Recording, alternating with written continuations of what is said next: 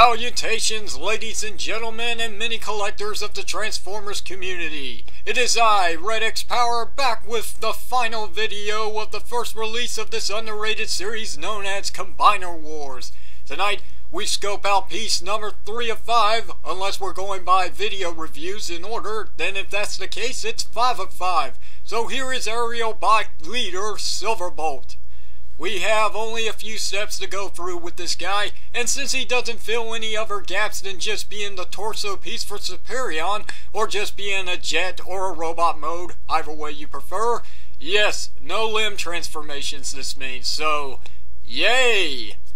Coming off of your standard deluxe card backs like all the other combiners of this entire review series, we move away from that and into a new stylized format for what is your standard Voyager sets are held within. Actual boxes, featuring the character's name on the bottom left, Hasbro's name on the bottom right, the misaligned generation stamp on the top right corner, and below that the bloody red text Transformers logo.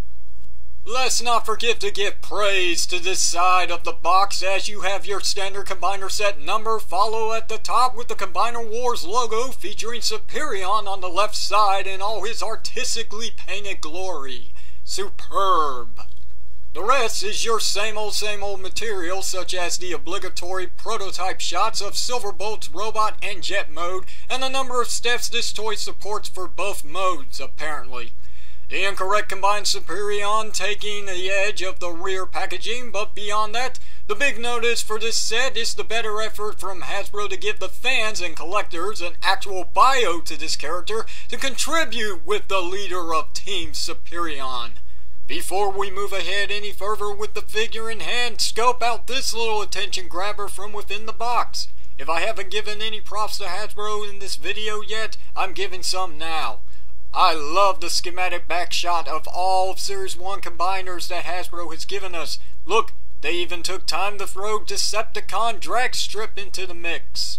I'm not looking to drag this video out any longer than I have to. You've pretty much got your taste of all the good points through past reviews of this line anyway. So let's get down to brass tacks here with talking about the dread of Silverbolt's jet mode. Seriously, Hasbro. Was this truly the best that you could conjure up in your schematics for the figure's design? If it's not clear with what the problem is here, do me a favor and leave the video, like, right now. Talk about kibbles and bits just sticking out from the bottom of this jet. What the hell went wrong with the end results? If transforming this figure from robot to jet requires exactly 15 steps, I will be very disappointed. If that's not a slap in my face, then how about the obvious problem from underneath the jet? The arms are just hanging here to greet everyone in the sense that I'm supposed to be a robot in disguise, and I just couldn't get the job done all the way. The arms do serve a purpose, though. It does help to note that the wings do contact with the arms and are held in via tabs, so at least there's that. But it doesn't really do much to hide the obvious robot arms underneath, so what are you gonna do? I don't want to dump too much on this issue, so I won't. So here's some good points. At least this figure does feature some stability in this form sculpted in the front and back landing gear. As for his weapon, it also can act as a stability piece for the front of the jet and can make for a very nice cannon sticking out at the very front saying to every Decepticon foe, "My name is MDK, so come and get some!"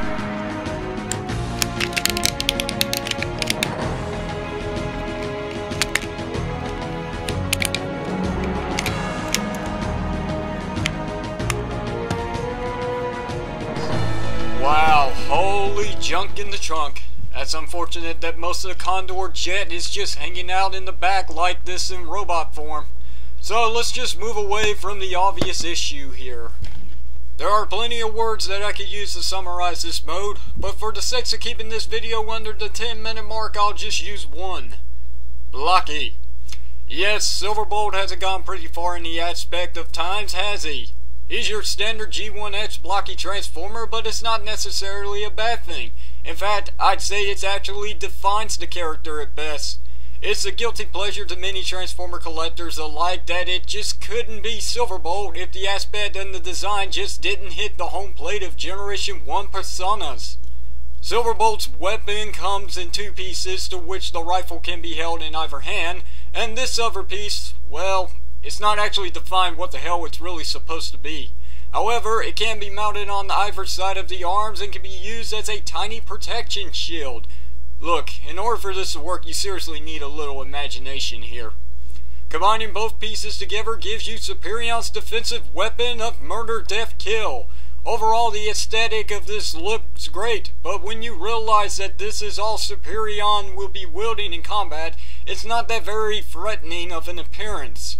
If all the weapons of the aerial bots were able to pull off what Leader Jetfire's weapons could, I wouldn't be complaining. I mean, after all, this series is known as Combiner Wars, which means that if it doesn't combine with something, then it shouldn't belong in this department of sorts. Going forward, the articulation department has your basic line of moving joints such as the head, shoulders, biceps, elbows, legs, thighs, knees, and feet. I know that I've pretty much pissed all over this figure, but in all honesty, while there are some good things about it, the fact is that sacrifice and dire choices had to be made to save costs and bring forth a true reason why I and everyone else have been dying to add this figure to our ever-growing Transformers collection. So it's a sacrifice that I'm willing to accept in the end, and all for good reasons in just a few moments.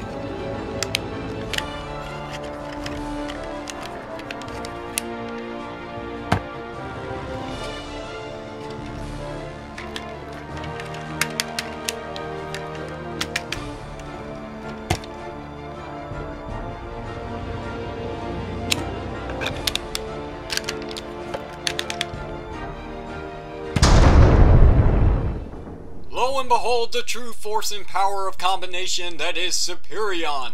Right off the bat, I am so loving this look. The 5 aerial bots converge superbly in such a beautifully well-engineered assault of justice. Superion has a lot to follow up on when it comes to why this entire set is worth owning, and very little that actually interrupts the greatness that you're looking upon. My only complaint with this entire piece is sadly that all the combiners' arsenals are not able to combine into one gigantic BFG for Superion, but I can forgive it for what is actually shown here. The presence and well-made proportions of this mode is so worth every penny spent on this team. For a line of trial and errors that just weren't that well received by the fans, this concept has very much come a long way since the fail that was Energon and Fall of Cybertron build-em-ups, and has truly recaptured the power that many Transformer fans felt was missing since the dawn of combination giants. I'd be lying if I didn't say that some of the design choices could have been better for this set if more time was taken into execution department, but overall it comes down to a deadline and a price point. And if it's really bugging the hell out of you, there are other alternatives, you know. Alright, outside of a little cheating, this has got to be the most articulated Transformers toy when it comes to actual combiners made by Hashtag. Articulation points are at each of the following: head, shoulders, biceps, and elbows, wrists, fingers and thumbs, legs, thighs, knees, and finally the feet. I can't say that this is a standard for combiners, as I have never encountered a combiner toy with this much level of articulation. The closest that comes to mind from my perspective has got to be Omega Prime, and even that toy hasn't got the level of free movement that this figure carries. The lock-in system that these Combiner War figures are using for their limbs are an outstanding choice by Hashtag. In fact, there is no way that this system can fail. It doesn't take much to excessively detach an arm or leg and swap combiner limbs with one another units, but if you're fearing that these sets are bound to fall to pieces when playing with them, don't think it. The combiner joints are made to lock in and stay locked into place as demonstrated here. Look at the force that I'm impelling on Superion. This figure is made to stay in one piece for as long as I so desire. Overall, I am quite pleased with how this all turned out. I can only think of a few things that I would consider a minor inconvenience, but really it has nothing to do with the execution and end results, that is Superion himself.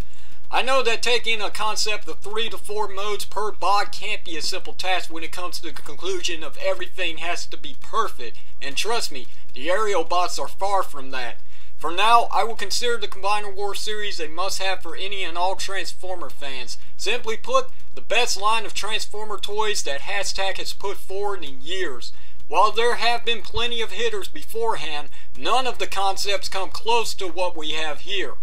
Multiple transformations, unlimited number of combinations, mix and swap, overall plenty of hours of play for kids and collectors of all ages. This novelty shouldn't be overstaying its welcome into your collection anytime soon, and as announced, this line isn't going anywhere anytime soon. In fact, you could say that this war is far from over, friends. So there you have it.